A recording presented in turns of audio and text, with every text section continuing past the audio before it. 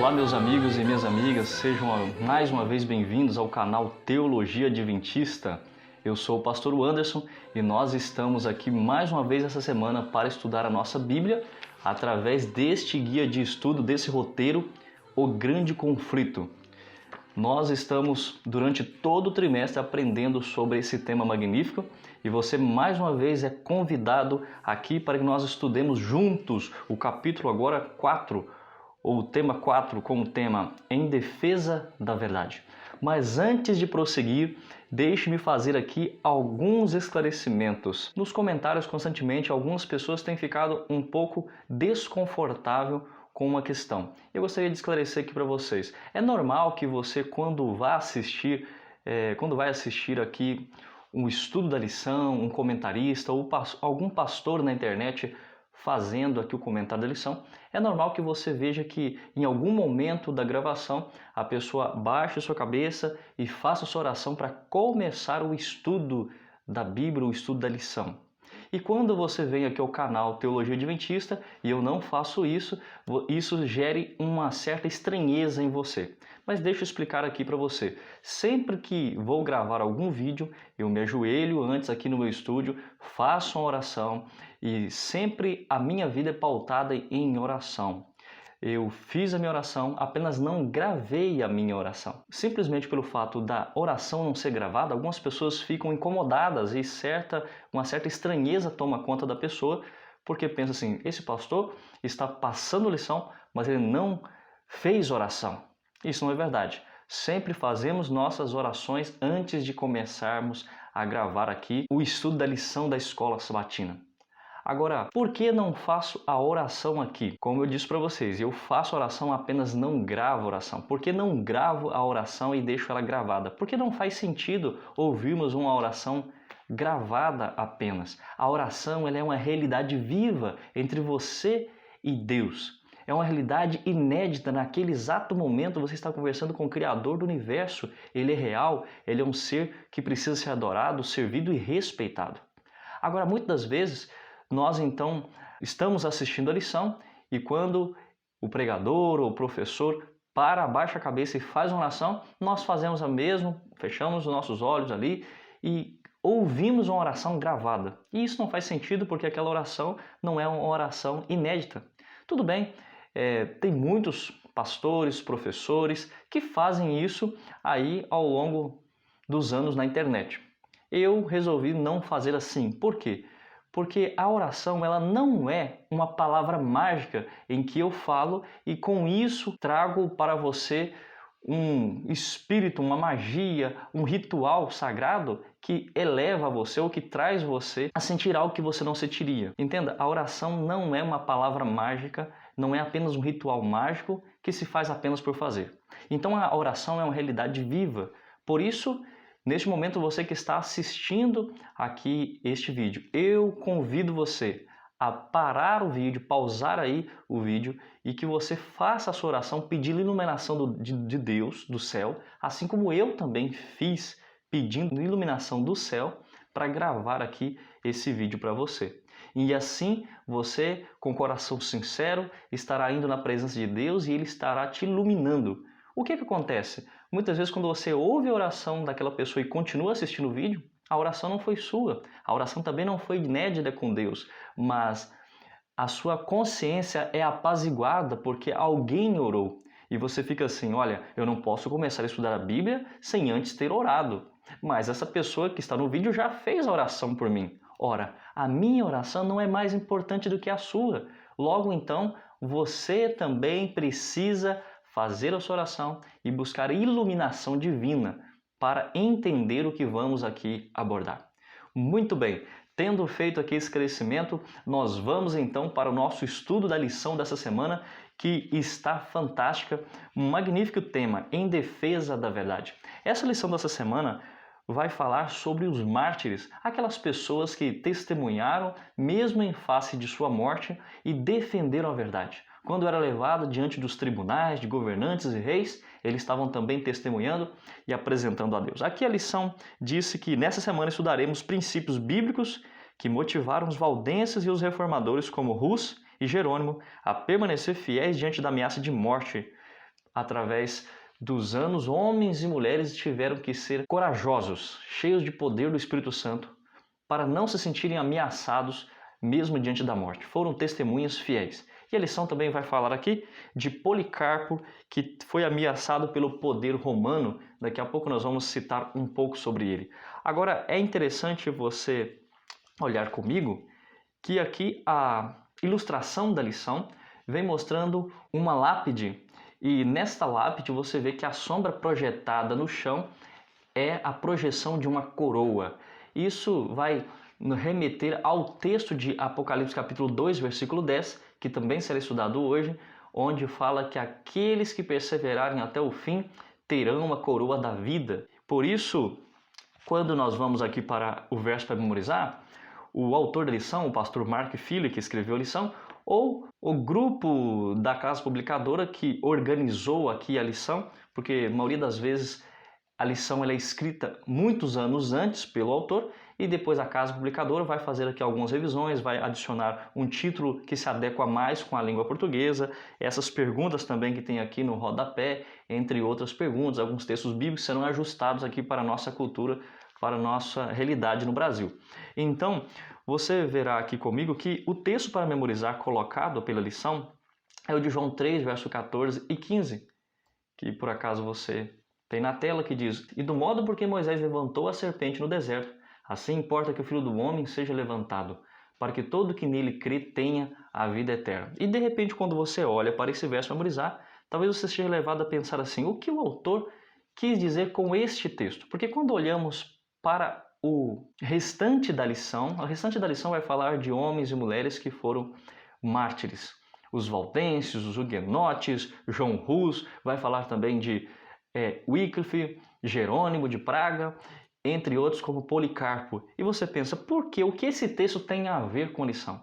Eu acredito que o autor aqui, ele quis mostrar para nós que o próprio Filho de Deus foi levantado. Ele também foi um mártir. Quando foi levantado na cruz, ele também sofreu. Ele sabe como se sente um mártir. Mas o mais importante que esse texto quer dizer para nós, que aquele que crer nele terá a vida eterna. Os mártires que entregaram sua vida como testemunhas. Essas pessoas que entregaram suas vidas como testemunhas terão o grande benefício da vida eterna. Não importa aqueles que podem matar o seu corpo, eles não podem tirar de você a vida eterna. Agora, se eu fosse escolher um texto bíblico para ser o verso para memorizar, o texto-chave que conectasse toda a lição, eu com certeza iria escolher o texto aqui de Lucas, o capítulo 21, o versículo 12 e 13, que diz assim: "Antes, porém, de todas estas coisas, lançarão mão de vós e vos perseguirão, entregando-vos às sinagogas e aos cárceres, levando-vos à presença de reis e governadores, por causa do meu nome. E isto vos acontecerá, para que deis testemunho." Percebe que esse texto aqui vai dizer justamente o que a lição toda dessa semana vai falar. Homens e mulheres de Deus sendo levados na presença de reis, de governantes, e tinham por quê? Por que disso? Mesmo que fosse um momento de sofrimento, um momento de dificuldade, Deus estava usando esse período, este momento, para que então o nome de Deus pudesse ser exaltado, e como diz aqui no verso 13, isso vai acontecer para que vocês deem testemunho ao mundo sobre a minha palavra. Um outro texto também que poderia ser utilizado para a nossa reflexão nesse momento seria Salmo 124, verso 2 e o verso 3, que diz assim: "Não fosse o Senhor que esteve ao nosso lado quando os homens se levantaram contra nós, e nos teriam engolido vivos quando a sua ira se acendeu contra nós." Percebe que esses textos são bem claros e enfáticos com respeito à perseguição? Eu posso citar para você ainda o texto de Mateus capítulo 5, o versículo 11 em diante, quando Jesus se refere às bem-aventuranças, e ele diz assim: "Bem-aventurados sois quando, por minha causa, vos injuriarem e vos perseguirem, e, mentindo, disserem todo mal contra vós." Você percebe comigo que esses textos vão dar luz para você sobre o assunto. Então você pega aí sua caneta e você coloca aqui ao lado do verso para memorizar esse texto então de Lucas 21, verso 12 e 13, o texto de Salmo 124, verso 2 e 3 e o texto de Mateus 5, o versículo 11 e 12, que vão te ajudar com o estudo e com a compreensão, com a apresentação também deste tema ali na sua unidade de ação no sábado pela manhã. Perceba uma coisa, o nome mártir, ele significa literalmente testemunha. Ao passar dos anos, nós vamos para essa palavra, ou vemos essa palavra, como ela significasse uma pessoa que morre, uma pessoa que é torturado, que é levado à fogueira, que passa algum tipo de tortura pelo nome de Deus. Nós refletimos dessa forma, mas o nome mártir significa testemunha. Então você irá ler essa revista dessa semana, estudá-la, com a perspectiva de que todo mártir foi uma grande testemunha a respeito do nosso Deus. Então, olhem só aqui, eu vou colocar na tela para você alguns mapas, algum suplemento aqui histórico e teológico para que você possa ter uma visão mais aclarada. Eu entendo que se você quisesse apenas ler a lição, você não precisaria de estar aqui nesse vídeo. Neste vídeo nós queremos que você tenha conteúdo, por isso que é deixado aqui na descrição sempre para você os dias da semana de forma picotado, de forma um sumário bem organizado, para que você durante os dias da semana possa se dirigir diretamente para aquele dia da semana e possa se guiar. Então aqui nesse suplemento histórico nós vamos falar de Policarpo, porque a lição ela trouxe à tona a cidade de Esmirna, a carta à igreja de Esmirna e a cidade de Esmirna, e contou um relato de um grande mártir, um dos primeiros, que foi Policarpo. Olhem para a sua tela, você tem aí um mapa mundi, né? E nós podemos ver que a antiga cidade de Esmirna é hoje a cidade turca de Izmir, escolhida por Lisímaco, um dos 4 generais ali de Alexandre o Grande, e ele escolheu essa cidade como uma de sua capital. A diferente de Éfeso e de outras cidades que hoje não mais existem, não tem mais vestígios, apenas alguns vestígios arqueológicos, mas você não tem em sua totalidade uma cidade que continuou em funcionamento. Agora, Esmirna continua sendo habitada. Você tem ainda na sua tela agora um mapa dessa região na Ásia Menor, onde hoje é a atual Turquia, não é mesmo? Esmirna, ela era um centro que facilitava o acesso de outras cidades também, de outras igrejas, como a igreja de Pérgamo, de Sardes e de Éfeso, né? Ela disputa também a fama de ser o local do nascimento de Homero, um grande escritor grego que foi o autor do livro de Odisseia e de Ilíada. Você e eu notamos então que essa cidade de Esmirna era uma cidade muito importante para aquela época, se tornando capital então do imperador Lisímaco. Esmirna, ela foi incorporada à província romana da Ásia em 133 a.C., e 2 séculos depois ela se tornou um dos centros mais fortes do culto à figura do imperador, como você vê na tela. A idolatria era muito forte e as pessoas eram levadas diante do imperador ou levadas a um culto ao imperador, a oferecer ali algum tipo de ritual, algum tipo de oração somente ao imperador e nenhum outro ser. Avançando, você tem aí na tela esta linha do tempo, onde nós vemos que a igreja de Esmirna ela corresponde ao período do cristianismo logo após o período apostólico, ou seja, aquele período logo após a morte dos apóstolos, mas antes ali do concílio de Nicéia em 325, que foi realizado em 325 depois de Cristo. Nós chamamos esse período de período pós-apostólico ou pré-nicênico. Essa foi a época dos mártires e das tradicionais perseguições gerais do Império Romano contra os cristãos. E de acordo com Eusébio de Cesareia, as perseguições elas foram 10 ao todo, 10 perseguições que você tem agora na tela descrito, o período de Esmirna. Essas perseguições foram acirradas, muitas pessoas foram mortas, e entre todos esses períodos de perseguição que não foram ininterruptos, nós temos 10 anos de perseguição mais abruptos, acirrados, tendo seu início ali por ordem do imperador Diocleciano e terminando em 313 no Edito de Milão. Então começa no ano 303 e vai até o ano 313 no Edito de Milão, que é quando este período profético de Esmirna termina. E esse é então o cumprimento das palavras do apóstolo João em Apocalipse 2:10, se referindo aos 10 anos de tribulação que o povo de Deus passaria e sofreria perseguição ferrenha por serem testemunhas da verdade. E o interessante é que neste período de tempo nós vemos que a lição na parte de sábado apresentou a história de um grande homem de Deus que foi Policarpo. Foi nessa cidade que o bispo Policarpo, um dos mais famosos mártires da história do cristianismo, foi queimado vivo, provavelmente no ano 55 após ou depois de Cristo. A importância da história de Policarpo está em que ele foi humilde, piedoso líder cristão martirizado justamente no período de Esmirna. O relato de sua prisão, julgamento e morte foi escrito em uma carta pelos irmãos de Esmirna, que endereçaram essa carta à igreja de Filomélio, na Frígia. De acordo com essa carta, Policarpo foi preso em um sábado, onde ele foi posto em uma carruagem, e o chefe da guarda e seu pai o tentaram dissuadir, o convencer a chamar César de Senhor. E como ele rejeitou a queimar incenso em homenagem a César e a chamar César de Senhor, ele foi então atirado ali daquela carruagem em movimento, e ao sair daquela carruagem, ao cair daquela carruagem, teve uma de suas canelas esfolada. Pois bem, esse homem foi levado então diretamente agora para o tribunal, diante do procônsul daquela cidade, e ali diante do procônsul daquela cidade, ele foi novamente dissuadido pelo procônsul a abandonar as suas crenças antigas, a adorar o imperador, a dizer que o imperador César era o verdadeiro senhor que merecia sua adoração e a queimar incensos a César.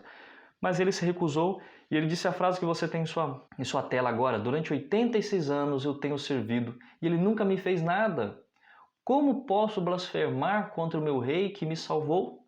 E ele se recusa a fazer isso. E ele então é colocado ali em um madeiro, ele é amarrado perante a fogueira e enquanto ele está sendo queimado, também ele é atravessado por uma adaga, queimado vivo por demonstrar a sua fé. Que história incrível, não é mesmo? Será que eu e você teríamos coragem de testemunhar mesmo diante da morte, mesmo diante de uma situação tão desvantajosa, tão complicada? Eu e você teríamos coragem de continuar sendo fiéis a Deus, de continuar propagando aquilo que para nós é a verdade? Esses homens defenderam a verdade mesmo em face da morte. Muito bem, tendo feito aqui este complemento da história de Policarpo para que você possa entender um pouco melhor, agora nós vamos para a parte de domingo, que tem o título Perseguidos, mas Triunfantes. Leia Daniel, capítulo 7, verso 23 a 25, Apocalipse 12, versos 6 e 14. A que período de tempo profético essas passagens se referem? Vamos ler o texto. Então ele disse: o quarto animal será um quarto reino da terra, o qual será diferente de todos os reinos, e devorará toda a terra, e a pisará aos pés, e as farás em pedaços. Os 10 chifres correspondem a 10 reis que se levantarão daquele mesmo reino, e depois deles se levantará outro, o qual será diferente dos primeiros, e abaterá a 3 reis. Proferirá palavras contra o Altíssimo, magoará os santos do Altíssimo, e cuidará em mudar os tempos e a lei. E os santos lhe serão entregues nas mãos por um tempo, 2 tempos e metade de um tempo. Daniel 7, verso 23 e o verso 25. Perceba que na tela eu coloquei para você este texto e coloquei aí grifado de cor amarela o quarto animal, que representa o quarto reino, que é também grifado de verde. Depois, os 10 chifres correspondem a 10 reis. O próprio texto nos dá aqui o simbolismo do que significa esses 10 chifres. São 10 reis. E ele vai fazer o quê? Ele vai magoar os santos do Altíssimo. Quem são os santos do Altíssimo? É uma referência ao povo de Deus que se entrega pela causa de Deus, que defende a verdade através de sua própria vida, os mártires. E eles serão entregues nas mãos deste poder político, desse poder religioso, por um tempo, 2 tempos e metade de um tempo. Ou seja, 1 tempo mais 2 tempos é igual a 3 tempos. 3 tempos e meio, que é o mesmo que 3 anos e meio. E 3 anos e meio, de acordo com o calendário judaico, que cada ano era um ano de 360 dias, quando você pega 360 dias, multiplica por 3 anos e meio, você vai ter 1.260 dias. E de acordo com a profecia bíblica, como relatado em Números 14, verso 34, e Ezequiel 4, versículo 6, Cada dia na profecia bíblica representa um ano. 1260 dias proféticos, que equivale a 1260 anos, que foi o maior período profético de tempo de perseguição em que o povo de Deus enfrentou. Perceba que Apocalipse 12, o verso 6 e o 14, que é indicado também na lição, fala desse mesmo período de tempo onde diz a mulher, ou seja, que significa a igreja, porém fugiu para o deserto, onde lhe havia Deus preparado lugar para que nele a sustentem durante 1260 dias. Em correlação com o versículo 6 está também o versículo 14, que diz: e foram dados à mulher, a igreja, as duas asas da grande águia, para que voasse até o deserto, ao seu lugar, aí onde é sustentada durante um tempo, tempos e metade de um tempo, fora da vista da serpente. Perceba que eu coloquei algumas cores sugestivas para que você possa identificar a semelhança do versículo 6 e do versículo 14. A mulher no versículo 6 aparece, como também no verso 14, uma representação da igreja. O deserto, que também aparece em ambos os textos, e será sustentada durante um período de tempo, também aparece nos dois versos. E esse tempo que é descrito no verso 6 como 1260 dias, também é registrado no versículo 14, como se referindo a um tempo, tempos e metade de um tempo, que é o mesmo período profético de 1260 dias ou 42 meses, como é também descrito em algum outro local na Bíblia, que eu não me recordo aqui agora no momento. Mas avançando, você tem então na sua tela essa linha do tempo. A Bíblia fala do maior período profético de tempo registrado na Bíblia em Daniel 8:14. Até 2.300 tardes e manhãs e o santuário será purificado. É isso que o texto bíblico diz. Agora, esse período de tempo, ele precisa ter um início para entendermos qual é o seu final e quando que o santuário seria então purificado. Quando nós estudamos os decretos dos reis para a restauração e edificação de Jerusalém, que é isso que é proposto no livro de Daniel, dizendo que desde o início para a saída da ordem para restaurar e reedificar Jerusalém, ali começa então o período de 2.300 anos. E esse período é muito bem documentado na história, a partir do ano 457, que foi o período do terceiro decreto do rei Artaxerxes para a reconstrução e reedificação da cidade de Jerusalém como um todo. 457 dando início, nós vamos ter o final desse período profético no ano 1844 depois de Cristo. Então é um período que começa 457 a.C.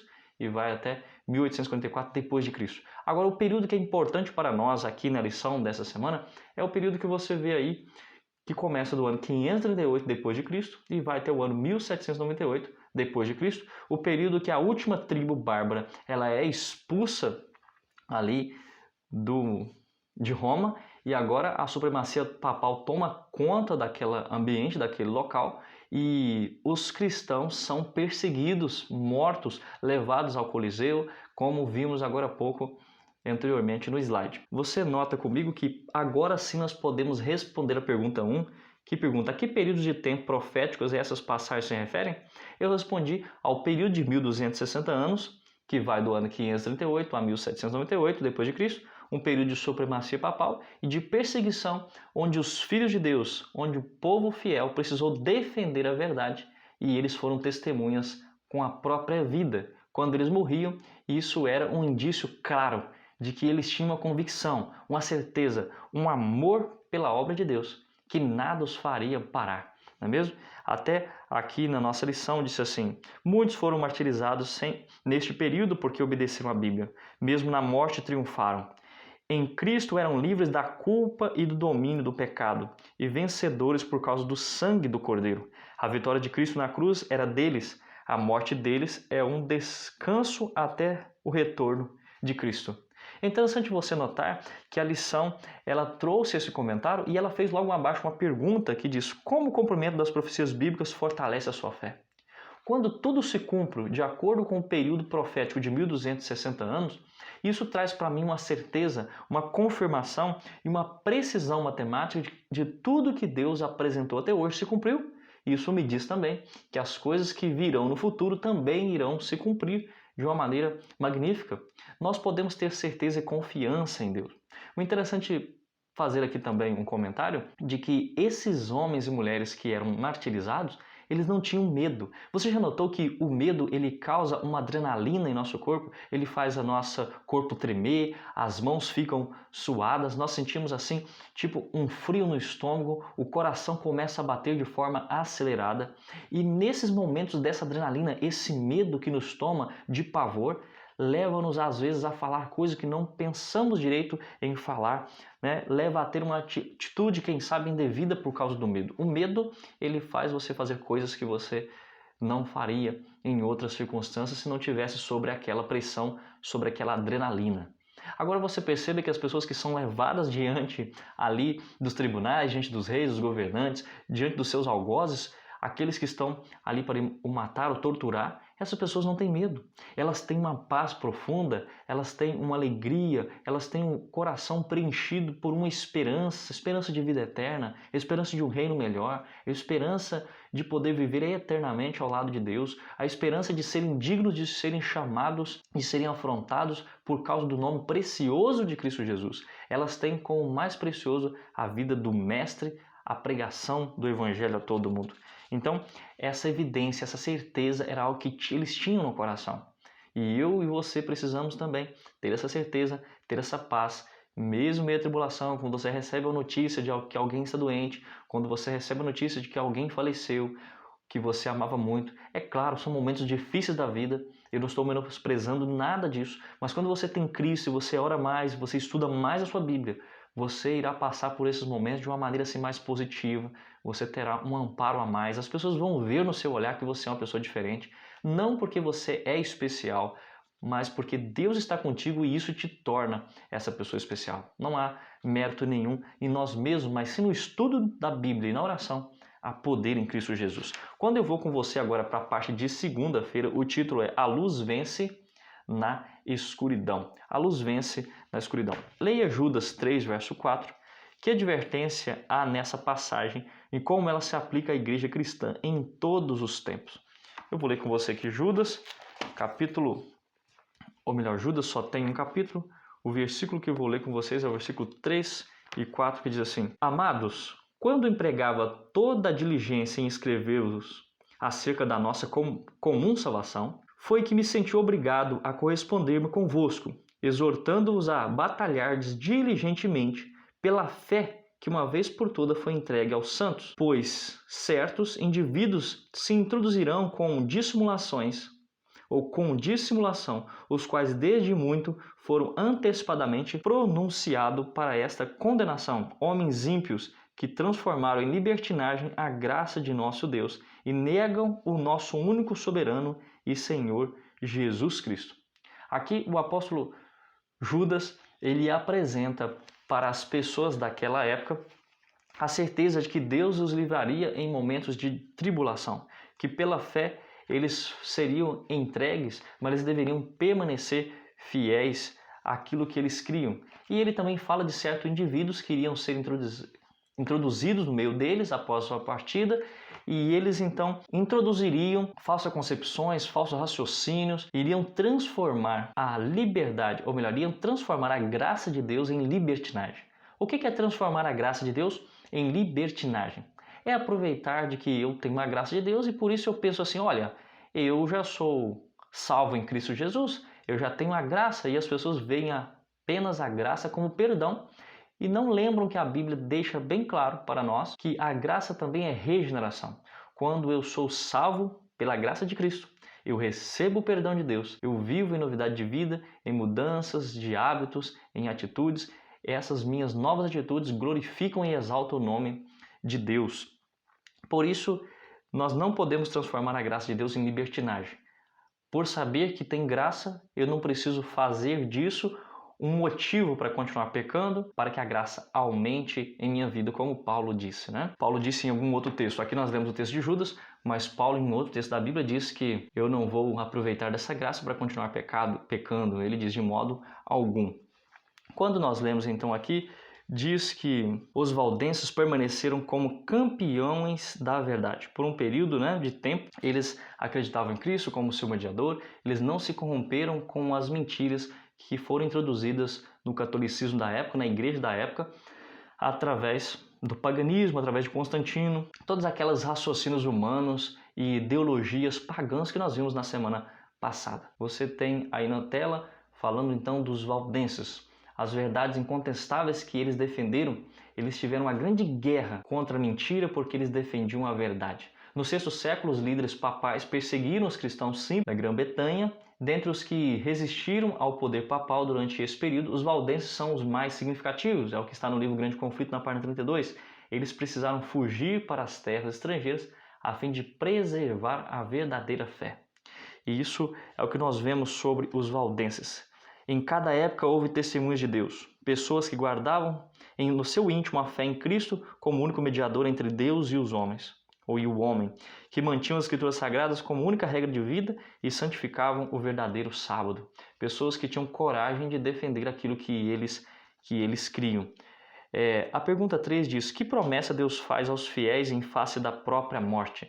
Nós lemos esse texto, ele está na tela, que diz: não temas as coisas que têm de sofrer, eis que o diabo está para lançar em prisão alguns entre vós, para ser dispostos à prova, e tereis tribulações de 10 dias. Sê fiel até a morte, e dar-te-ei a coroa da vida. Eu respondi que aquele que for fiel, lhe é prometido a vida eterna, lhe é prometido uma vida onde não haverá perseguição, não haverá dor, não haverá morte, onde a pessoa viverá livre para toda a eternidade, desfrutando daquilo que ele crê, aquilo que é apresentado no Evangelho.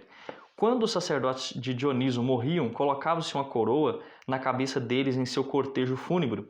João compara essa coroa terrena, colocada por ocasião da morte, com a coroa da vida, que será colocada na cabeça dos vitoriosos sobre as forças do mal. Ou seja, aqui nós então lembramos da ilustração que está no início da nossa lição aqui, da parte de sábado, onde tem uma lápide e está projetando uma sombra de coroa, não é verdade? A coroa era um símbolo de honra para aqueles que se doaram pela verdade. Então, ainda falando dos valdenses, a parte de terça-feira, coragem para permanecer em pé. Interessante que os valdenses eram pessoas que deixaram as suas moradias, deixaram seus bens materiais e começaram a viver em cavernas, em montanhas, onde eles poderiam sim cuidar de sua família, plantar o seu próprio alimento, se alimentar ali do alimento que a terra lhes proveria, e eles não viveriam submetidos às ordens dos romanos, às ordens da igreja naqueles locais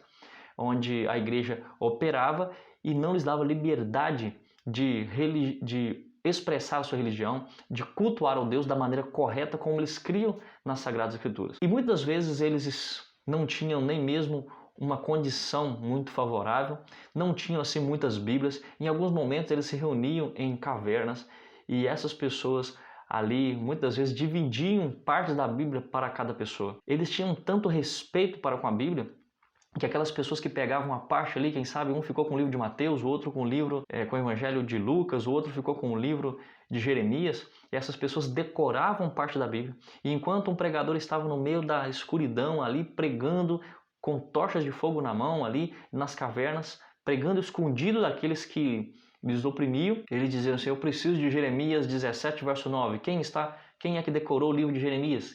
E uma voz no meio da escuridão passava a ser ouvida. Aquela pessoa tinha gravado, decorado plenamente parte das Escrituras. Fazendo aqui uma breve reflexão, uma breve aplicação disso para nós, não deveríamos nós também estudarmos a nossa Bíblia, decorarmos textos bíblicos, decorarmos parte dos testemunhos, do Espírito de Profecia, para que pudéssemos dar razão da nossa fé? Não seria isso importante para nós? Fica aqui a dica para que nós possamos decorar partes da Bíblia também. Quando nós seguimos então para a pergunta 4, fala assim: compare Atos 5, 28 a 32, Efésios 6, 10 a 12, Apocalipse 3, 11. Que princípio básico se encontra nesses textos? Então, no texto de Atos 5, 28 a 32, aqui a ênfase do texto bíblico é: mais importa obedecer a Deus do que aos homens. Os discípulos obedeciam ao Senhor mesmo diante da afronta, mesmo diante da promessa de uma prisão. Agora, quando nós vamos para Efésios 6, verso 10 ao 12, que nós devemos nos revestir de toda a armadura de Deus, porque a nossa luta não é contra carne e sangue, mas contra os principados e potestades das trevas, do mundo tenebroso das trevas. A nossa força é contra Satanás, por isso que a lição tem o título de O Grande Conflito. Pois bem, Apocalipse 3,11 nos diz: eis que venho sem demora, guarda o que tens para que ninguém tome a sua coroa. Então, que princípio básico nós encontramos nesse texto?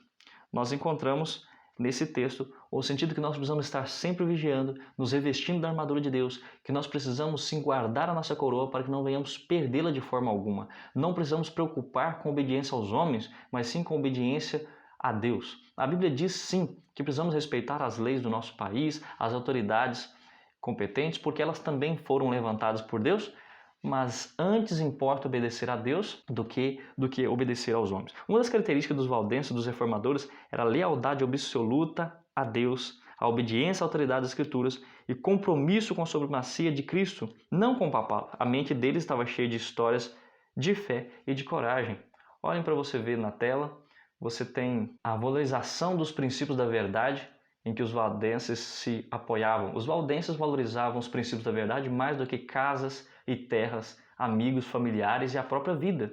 Seus pastores, diferentemente dos padres autoritários de Roma, alimentavam o rebanho de Deus, conduzindo-os aos verdes pastos e fontes vivas de sua santa palavra. Grande Conflito, página 33. Se falando dos pastores ainda, diz que os pastores eram como professores dos jovens, e a Sagrada Escritura era o principal tema de estudos, tendo em vista que Deus projetou a Bíblia para ser um livro com lições para toda a humanidade, revelando-se a si próprio.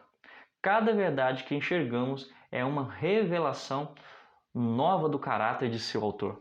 E esses homens eram totalmente treinados ali em meio às montanhas. Eles saíam de casa por vilarejos, por arraiais, pregando a palavra de Deus, e eles não se preocupavam com os bens dessa terra, com comida, com o que queriam comer, com o que queriam vestir, com casas, com bens materiais, não se importavam nem mesmo com os amigos e com a família no sentido de ficar presos a eles. Eles lutavam pela expansão da verdade de Deus, e foi os valdenses que tiveram ali a sua porção da Bíblia na sua linguagem, para que eles pudessem ler os textos bíblicos agora e pudessem propagar essas verdades. Até que um dia foi dado ordem e muitas dessas pessoas morreram. Você pode acompanhar toda essa história no capítulo 4 do livro Grande Conflito, o capítulo 5 e o capítulo 6.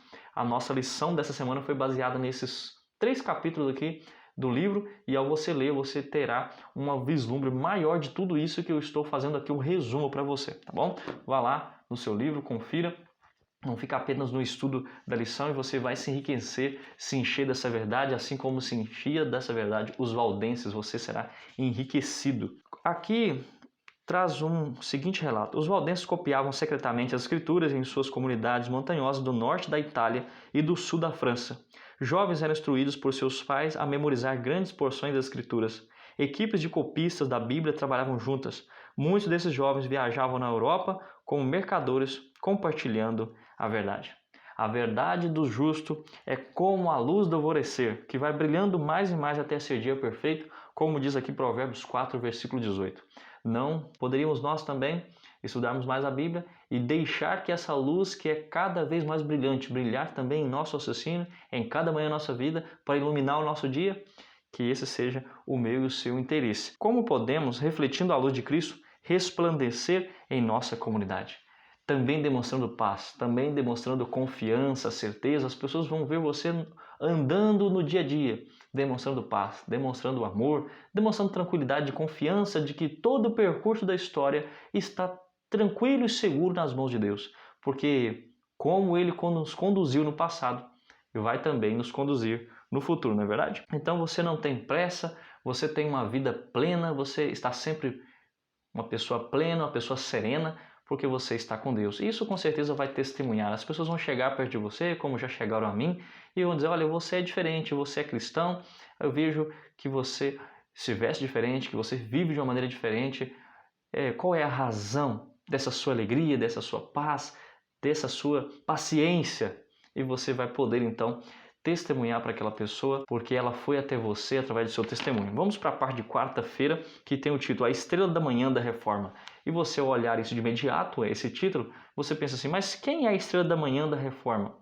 A Estrela da Manhã é uma referência a Cristo, né, que brilha, trazendo iluminação para nós dos textos bíblicos. Mas aqui é uma referência que é feito na história de que um dos principais reformadores, um dos primeiros reformadores que começaram a propagar a mensagem, ir contra as ideologias erradas da igreja romana naquela época foi John Wycliffe. Esse homem foi uma grande estrela da manhã da reforma ali na Inglaterra.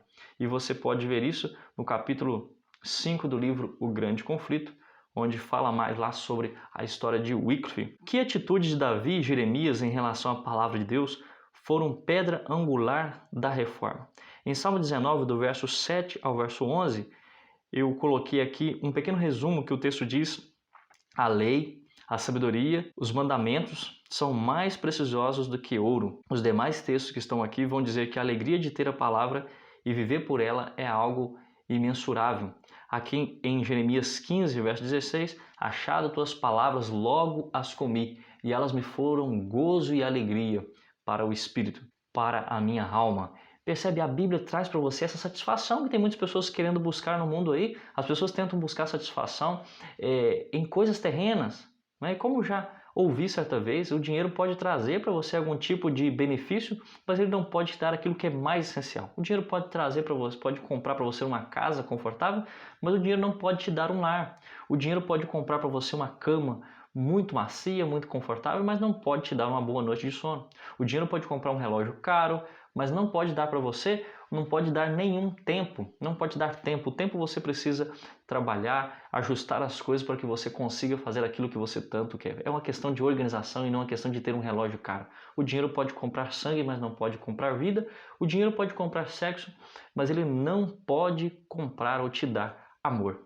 O dinheiro pode comprar para você uma biblioteca cheia de livros, mas não pode te dar conhecimento. Esse conhecimento vem da palavra de Deus, que dá sabedoria, que te dá percepção, que te dá ali um correto insight para que você saiba decidir nos momentos de que você tanto necessita do dia a dia. Não é? Então a alegria vem pela palavra de Deus, e essa alegria tinha Wycliffe, que foi esse grande reformador. Você tem aí na tela uma imagem de Wycliffe. Ele atacou o abuso da autoridade romana contra pagamentos de impostos que o Papa pretendia. Ele lutou também contra as instituições das ordens dos monges, onde muitas vezes esses monges eram levados a uma vida assim ociosa e uma vida de mendicância, e muitos jovens então estavam deixando o seu trabalho comum para se tornarem monges, e essa vida dos monges era uma vida assim um tanto quanto ociosa na mendicidade. Ele declarou que a organização monástica era falsa e deveria ser abolida. Ele começou também a publicar folhetos contra os frades, com a finalidade de despertar o espírito do povo para os ensinos das Escrituras Sagradas e aprender mais sobre o seu autor, que é Deus. Né? Ele foi chamado a julgamento, foi compelido a se retratar também, assim como foi com Policarpo, mas ele não fez, ele permaneceu fiel àquilo que ele pregava. Ele começou a estudar a Bíblia, era um doutor em teologia, ele começou a estudar a Bíblia, foi apresentando para o povo a importância também de estudar esse livro e foi pregando contra os abusos da autoridade romana da época. Mas a maior obra que Wycliffe fez foi a tradução das Escrituras Sagradas para a língua inglesa, facilitando assim o acesso das pessoas para o texto bíblico, né? Aqui a nossa lição ainda fala dele. John Wycliffe passou a vida traduzindo a Bíblia para o inglês por duas razões. Primeiro, a palavra o transformou e o amor de Cristo o motivou a compartilhar o que ele aprendeu. Antes de Wycliffe havia muito pouco da Bíblia em inglês. O reformador morreu antes que Roma chegasse até ele, mas o papado desenterrou seus restos mortais, queimou-os e jogou suas cinzas no rio Swift. Mas assim como essas cinzas foram espalhadas pela água, a Bíblia, a água da vida, se espalhou por toda parte como resultado de sua obra. Dessa forma, Deus o usou, a estrela da manhã da reforma. Ainda terminando a parte de quarta-feira, você tem a pergunta 6 que diz: que conselho Paulo deu a Timóteo a respeito da palavra de Deus? Vamos ler esse texto aqui na íntegra.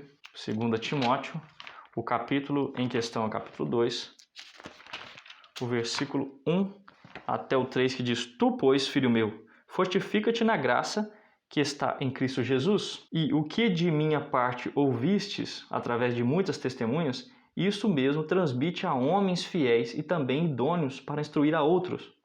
Participa dos meus sofrimentos como bom soldado de Cristo Jesus. Paulo está instruindo esse jovem pastor né, para que ele pudesse se fortificar na graça de Deus.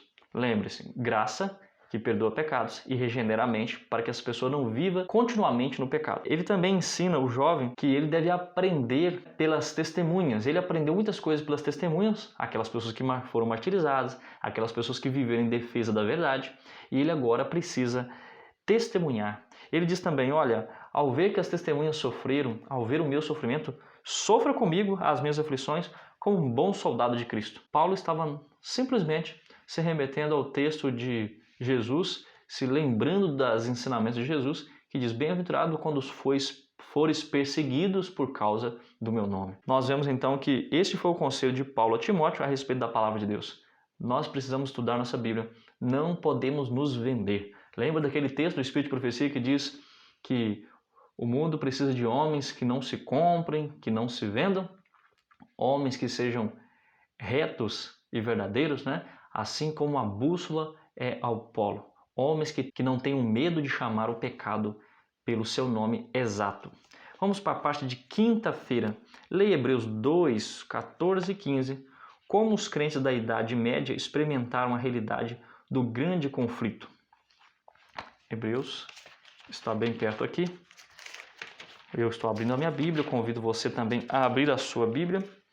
Capítulo 2, o versículo que está sugerido, o versículo 14 e 15, que diz assim: Visto, pois, que os filhos têm participação comum de carne e sangue, destes também ele igualmente participou, para que por sua morte destruísse aqueles que têm o poder da morte, a saber, o diabo, e livrasse todos que pelo pavor da morte estavam sujeitos à escravidão por toda a vida.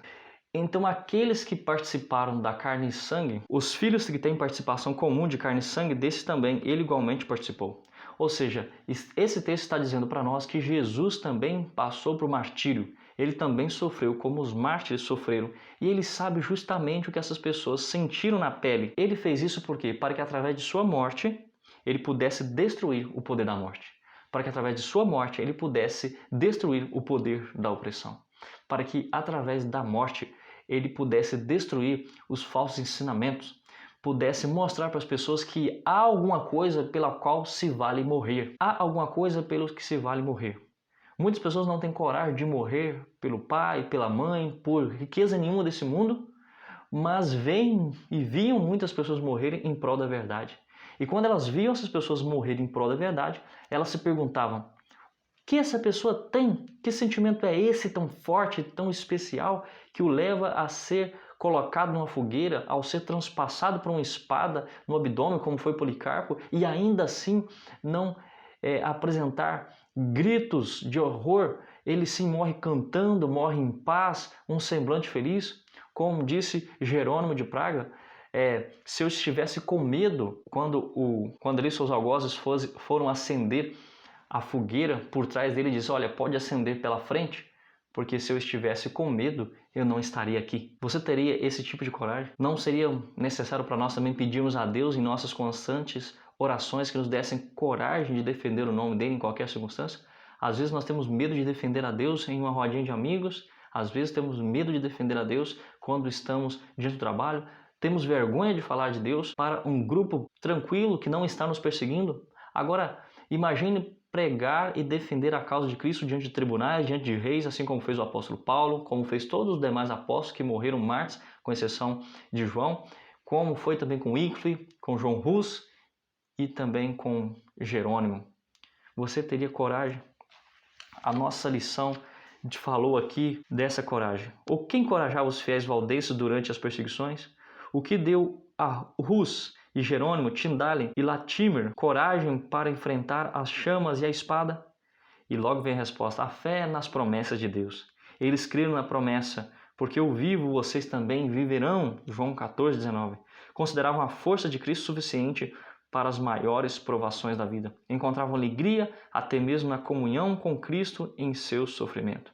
E sua fidelidade foi um poderoso testemunho para o mundo. Nós respondemos aqui a pergunta 7. Como os filhos participaram da carne e do sangue, também Jesus participou. Enfrentaram morte e perseguição por causa de Cristo.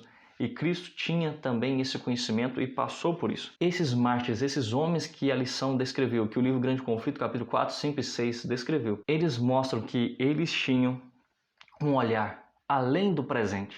Você está olhando além do presente? Ou você está olhando apenas para as questões corriqueiras dessa vida, do agora?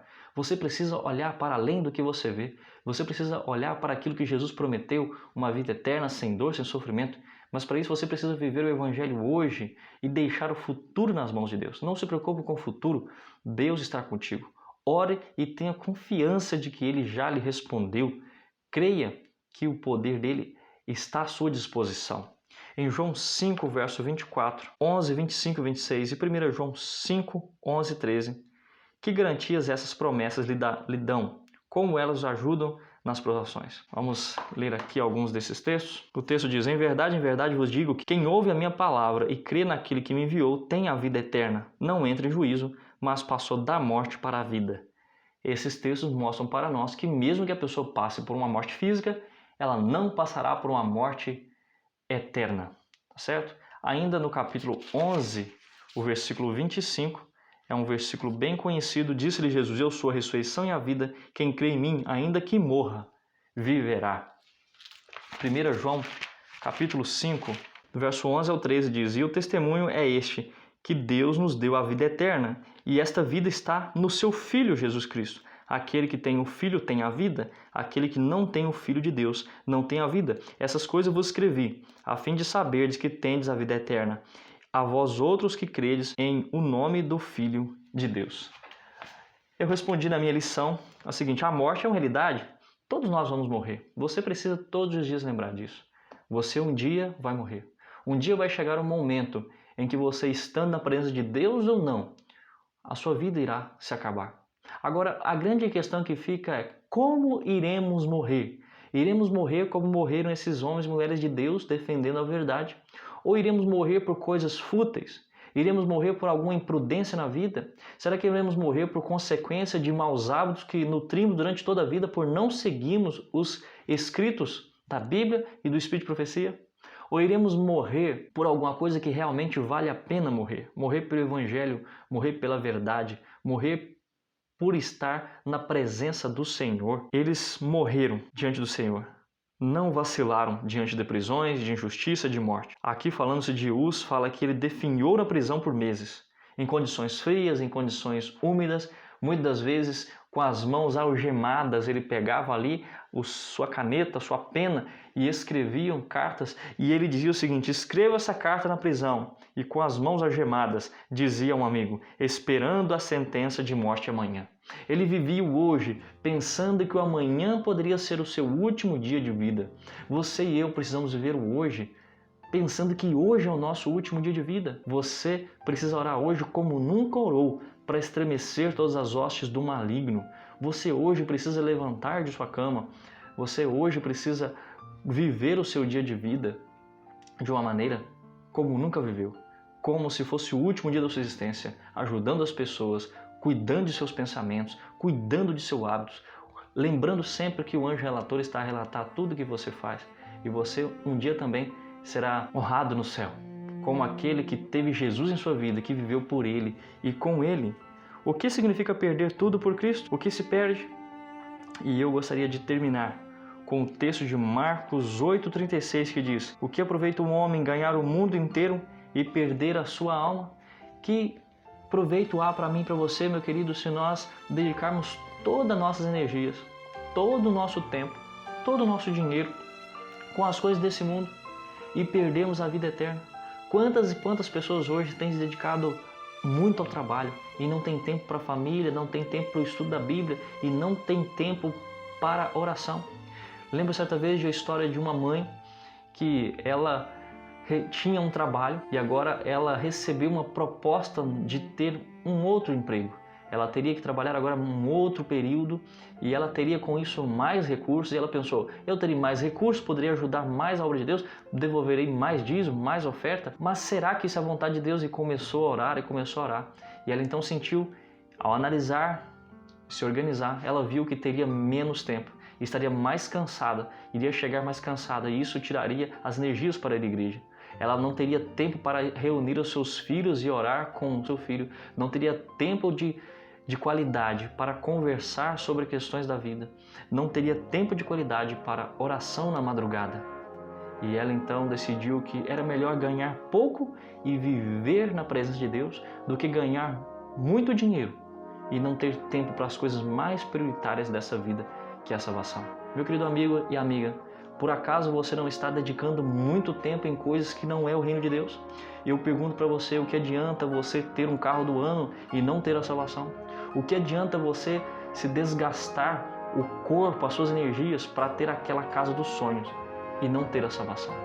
Não me entenda mal, não há nenhum pecado em lutar para ter um carro do ano ou com uma casa própria ou ter condições de vida melhores, de maior qualidade. No entanto, que você não deixe Deus em segundo lugar.